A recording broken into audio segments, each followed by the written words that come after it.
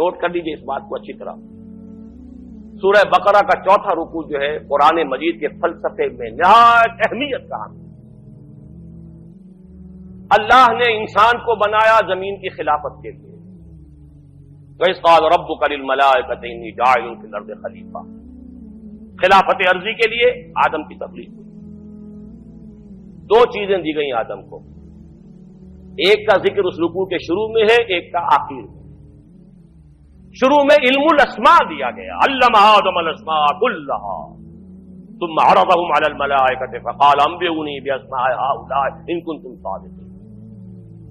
ایک علم تو آدم کو دے دیا گیا, علامہ دے دیا گیا, پہلے ماضی ہے, ماضی مطلق ہے, دے دیا گیا.